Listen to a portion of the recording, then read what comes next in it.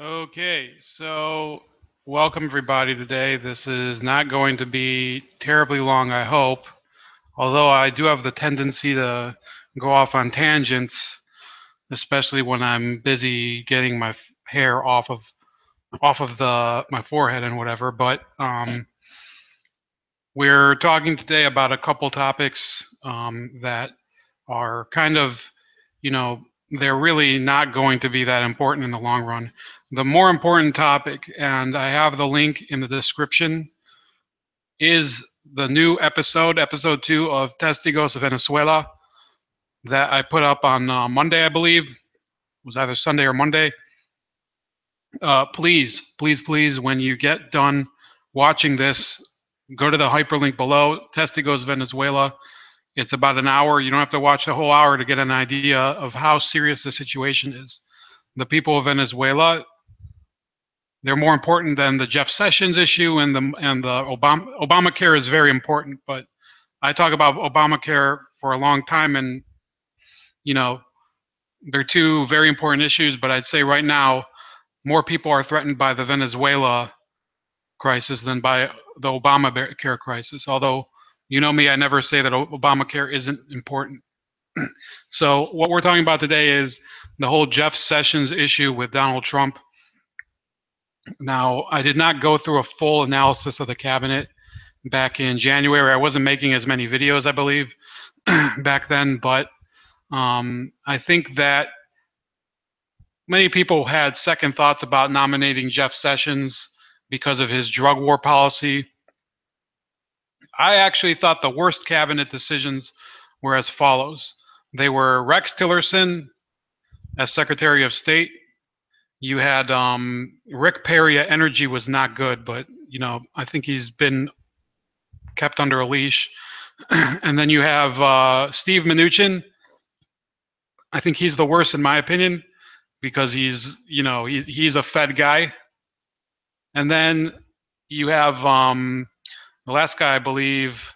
Well, Ben Carson, I think, was just mismatched with the Department of Housing. I thought he should have been Secretary of Health and Human Services, but he declined the post. So, in my opinion, that just doesn't make any sense. But apparently, he's doing pretty good as the housing secretary. He's revealed a lot of fraud, and he has other talents. So I'm not saying that's a bad pick. But the worst decision so far is not Sessions, in my opinion. It is Rex Tillerson, who I think is an oil lobby pawn. And I hope that with time, Trump will eventually push Tillerson out and put somebody normal in as Secretary of State. Hopefully, some who won't want to get us into more wars.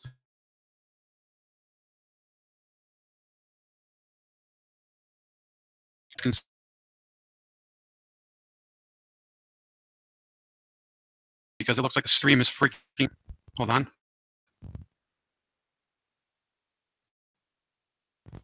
Technical difficulties.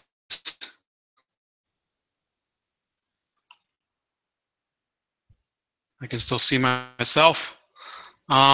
So what else is going on here? We have this Scaramucci guy coming in instead of Sean Spicer. And I'm going to get back to Jeff Sessions. The Scaramucci replacement would have been, I think, like we kind of see now that Sean Spicer was not that big of an asset, because I would not have picked somebody like Scaramucci, because I wouldn't have thought of going for somebody who has that soft touch, who's able to kind of disarm the reporters with, the soft, the sweet talk, the Bill Clinton sweet talk that I see him do. But remember this: sometimes it's better to use honey to attract flies than vinegar.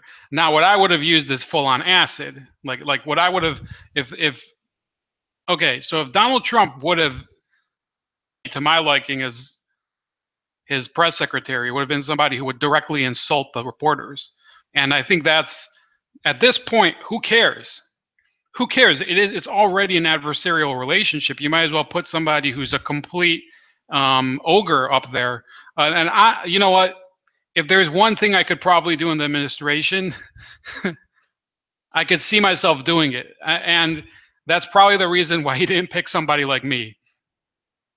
But look, that's the way he deals with the press. So if he doesn't have the time to do it, why not put somebody who's as hard as him or worse to do it? Because then it's a little less work for him. Now, I think I see the point here that you have the good cop, bad cop with this what's her name, Sarah Huckabee Sanders, as the press secretary right now, and you have Scaramucci as the communications director. He's the good as the bad cop. So I see the point of it. I think work to the betterment of the way the White House is putting out news, because there's probably going to be more of a personal interaction between Scaramucci and Trump than there was between Trump and Spicer. So that's it for that.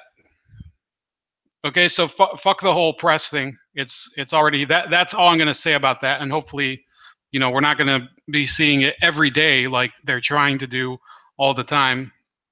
Now for the other important news with Jeff Sessions, where everybody's saying that Donald Trump is either going to fire him or he's going to be driven to resign. Here's what I would have done in Trump's shoes. Like I said, Sessions was not exactly a great pick to begin with, but he's a lot better of a fit for the Department of Justice than Rex Tillerson, this oil lobbyist, basically, and oil. Well, he was an oil executive, so it's it's a good question whether that's better than a lobbyist or not. But I think he was bad. It's the same as when I think President Johnson appointed Bob McNamara, who was the president of Ford Motor Company, to head the Defense Department. That didn't end well. I mean, Bob McNamara, I think was still alive a few years ago and did like this massive documentary on it, where he was just interviewed, called "The Fog of War." He admitted that his management of the Vietnam War was flawed and everything. So, what would I have done back at that time? It's a very simple solution. Okay, you have to remember that when Jeff Sessions was nominated to be Attorney General, there was another post open, and that was the new Justice of the Supreme Court, filling the Scalia position. Okay, Scalia had died, and for a whole year, the position had been vacant. So I'm not saying you should have appointed Sessions to the Supreme Court at all. Okay, forget it. What you should have done was appointed the guy who was number 2 on the list. Remember, he appointed one guy, Neil Gorsuch. Okay, and the guy who was number 2, the runner-up or woman, that should have been his Attorney General. Because once you get to that list of people that, first of all, they've been on the bench for a long time, the Supreme Court bench, and this is coming from somebody who's not a lawyer. Okay, so if you're a lawyer and you disagree, I'd like to hear why. Because the Supreme Court justices, they get the hardest grilling by Congress. Okay, now, of course, what he would have done is he would have named Gorsuch as his nominee for the Supreme Court, and then he would have taken the runner-up probably before that and nominated him or her to be the Attorney General. Okay, and then instead of Jeff Sessions, you would have had somebody who basically probably has a literal interpretation of the Constitution, who doesn't have as many biases in terms of the drug war and whatever the other stuff that they said about Sessions, and they were calling him a Klansman and whatever. That is bullshit. Okay, because if you actually read into the history, he actually has less racism issues than Bill Clinton did. I'm not saying that he's a great guy. I'm not saying that you should probably have him over for your niece's quinceañera or something, because he is very anti-immigration, which is his right. I mean, he can have stances, but ultimately, the Attorney General, if they come into office and they have this bullheaded attitude like Jeff Sessions seems to be having, then you're not going to gain any you're not going to gain any following because of it. Now, here's the reason why this is a strategy issue. Okay, why Attorney General is such an important position. And I said, first of all, Rex Tillerson was a much worse choice than Jeff Sessions, and we don't see any sign of him leaving. So here's the issue with these cabinet choices. There are a few positions where the cabinet pick is really a problem, okay? And this is where you find the solution of what you would have done with Jeff Sessions, okay? So listen closely. Okay, there's the Department of State, Treasury, Attorney General, I'd say, what's the other one? Vice President, obviously, your Chief of Staff. Those are the most high-profile cabinet posts. You could debate the other ones. You've got, we could go down the cabinet list. I'll type in U.S. President's cabinet in the meantime while that pops up. My super slow computer. So, of course, the Department of State, very important because you need people that'll be able to, you don't want somebody that people to say, oh, he's some sort of Russian pawn or something. Now, in our environment, it's almost as if you could pick anybody, and that he could do no right. Think about it. I mean, Donald Trump picked Rex Tillerson, and I don't think that's the worst issue with him at all. They barely even mentioned. Listen to this. They barely even mentioned his oil connections, which is a sign that Congress doesn't give a fuck about having oil lobbyists at the top. So I mentioned, here I have it, Secretary of State, the Treasury, the Defense is one I forgot. That's an important one. Attorney General, Interior, people will forget. Secretary of Agriculture, you probably don't know who that is, right? Secretary of Commerce, I don't even know who that is. The Secretary of Labor, there was a little hiccup with that. Health and Human Services, people don't remember. Housing and Urban Development, nobody remembers. Transportation, I know that that's Elaine Chao, but forget it. Nobody gives a fuck. Nobody gives a fuck about transportation. Believe me, I'm in a transportation family, so I can tell you nobody gives a shit about it. There's energy, nobody gives a shit. Education, that's an important one, and it's important for the reason that the education department is basically a democratic kingdom. It's one of their areas where they just pack it full of their own followers and their golems, like in Lord of the Rings. Precious, I'm gonna have Common Core. I'm gonna fuck you over with Common Core. That's Secretary of Education. They really don't want somebody that they hate in there, and that's why they made such a mess about her. The things about her not being qualified, even if they're valid, which Secretary of Education is a shit job, no matter who you put in there. So Betsy DeVos, I could care less if she was in it or not in it. Her opinions I agree with. I think there were a few people that could have been in there. Veterans Affairs, people forget about. Homeland Secretary, that's a little important for people. National Intelligence, people also forget. It comes up when, people end up, spying on their own citizens, right?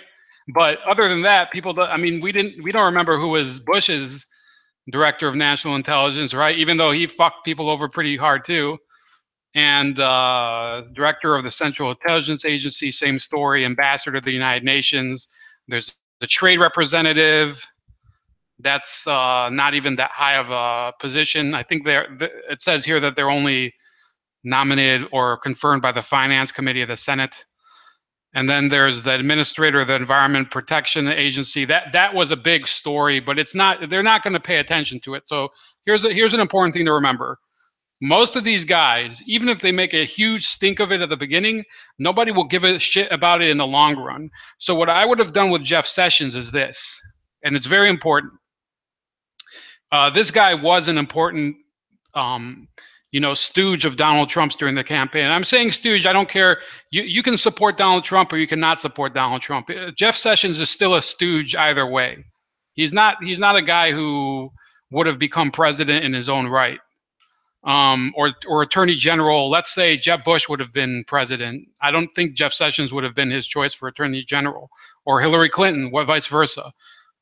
He needed somebody to carry him, so he became one of Donald Trump's horses on the way to the top. You would have given him one of these positions that nobody gives a fuck about, which would have been Secretary of Labor, who they had a problem confirming Trump's nominee anyway. That guy had to withdraw his nomination. I think now they have, I think his name is Ernest Acosta or something. Alex Acosta, yeah. So, not to take anything away from this Alex Acosta guy, you could have put Jeff Sessions in there and nobody would have given a shit after a week. Even if they would have cried bloody murder at the beginning, after a week they don't care.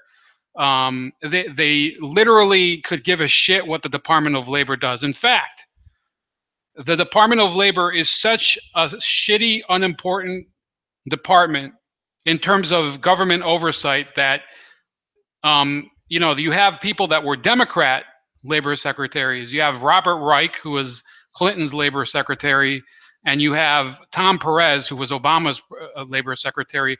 Both of those assholes, they let these trade deals, which were NAFTA under Clinton, okay, and under Obama was the TPP. They let them go through. They didn't give a fuck. Now, think about that. A labor secretary, a Democrat labor secretary, they're supposed to be supporting the organized labor movement, right? They're supposed to, all the unions are on the side of the Democrats, okay? These guys didn't do shit about it. That shows you how important it's not important at all. You know, nothing. Those people, they're interchangeable. You could have put fucking Big Bird in there and it wouldn't have mattered. So that's Secretary of Labor.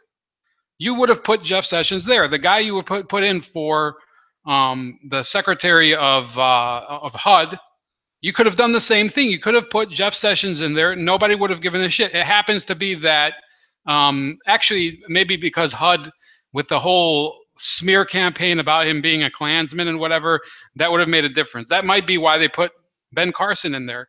But honestly, does anybody out there, and I don't know if there's nobody on the chat anyway. I see somebody is viewing this, but I put this live. I wasn't expecting anybody to come view it. If you can put in the chat, do you really give a shit who is the Secretary of Labor? Yes or no? So anyway, that's what I would have done with Jeff Sessions. And as for the rest of the cabinet, you're going to need to really like chase after somebody in order to like most of these people, honestly, nobody cares about. Elaine Chao is the Secretary of Transportation. Guess what? I think she used to be the Secretary of Labor. It was probably so boring. She said, you know what, this time around, I'm not going to give me something where I can at least, you know, drive around or something. I want to, you know, once in a while, I want to get on a yacht. That's transportation. That's the reason they put her there. And that's pretty much what's going on here. And once again, the strategy for nominating somebody for Secretary of sorry, Attorney General is this: when you have somebody as controversial as Trump, you go for the safest pick. And it would have been somebody. First of all, Jeff Sessions was on his campaign. That was the first problem, because he probably knew that the Senate would investigate his campaign. He should have gone outside and said, look, I'm going to appoint somebody who was on my list of judicial appointees, one of the people that I was going to probably nominate for the Supreme Court. I'm going to nominate the runner-up for Supreme Court to be Attorney General. And nothing would have happened. Nobody would have cared. And the guy would have come in and they would have said, hey, are you going to recuse yourself from the Donald Trump Russia investigation? He would have said, why should I accuse myself? I wasn't involved in the campaign. I'm the Attorney General now. When the campaign was going on, I was like, you know, a circuit court judge in Maine or whatever the fuck it was. They wouldn't have cared. You don't have to be a legal mind to really come up with this shit. It's all strategy. That's why I call this a strategy session about Jeff Sessions. Okay, this is very simple shit. You have to be the ball, as they say in golf. Happy Gilmore, if you guys don't get the reference. You see they're always going to hate on you. And this Jeff Sessions, with all due respect to Trump, he did make a monumental mistake picking somebody with the old-fashioned uh, ideas about the drug war. He's one of the most unpopular cabinet picks that I've seen for a long time. And the only reason that it isn't affecting Trump more is because Trump is fighting with him, and he recused himself and whatever. It's really, it's kind of comical in the end. And if it wasn't such a case, that now this Russia investigation is still going to go, it's sinking so fast right now, because they're basically, they're going on fumes. First of all, the Democrats now are trying to come up with slogans for their campaigns or whatever, their next year, rebrand or whatever, and the rebrand is not going to work if the majority of the headlines that they're making have to do with the Russia campaign. If that's the way that it's going to be going the rest of the year, then this new campaign thing where it's something like better deal, better pizza, or it was, what was it? It was better skills, better jobs, better wages. That's what it was. I saw it earlier.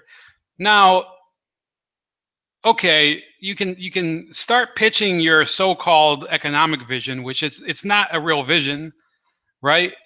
But if the majority of your time in the actual job is focused on a Russia investigation, then it's not going to work. And then the other thing is, with Sessions, you have a guy who is kind of an attention whore as well. He's going on camera all the time talking about, now the sanctuary cities thing is fine. That's the only thing that I think people are seeing that's a positive thing. He's also cracking down on pedophiles and on the opiates people, the opiate dealers and the physicians and everything. I don't have any problem with that. But his hardcore drug war policy is driving a lot of people away. A lot of people who would normally be Trump, and they still are Trump supporters, they're saying, well, we would really come out much more in favor of you if you did de-emphasize the drug war, or even better than that, appoint somebody who will reform the drug war and possibly end it, move it to like a whole different paradigm. I don't think there's anybody whose primary priority right now is prosecuting the drug war. Even people that are against ending it, they don't see it as the main goal, because otherwise it would have been a reason for people to show up on the campaign and campaign for more drug war. The immigration issue, yes, that was one of Jeff Sessions' strengths, and that's about it. But they cancel out. So one of the things that was left out of the campaign, the whole drug war issue, is now biting him in the ass, because everything positive he does is viewed through the prism of his negative policy. So that's about it for this stream. I hope you enjoyed it. Remember, click on the link below and go to the Testigos Venezuela interview. I interviewed Juan Carlos Diaz about 2 days ago. Fantastic interview. We need to get the attention of the United States on Venezuela, get American media, go around them. Actually, we're not the media. We're just creators. Okay, well, technically that would be media, but nobody's trying to put this out for the mass consumption. So we each have to do our little part.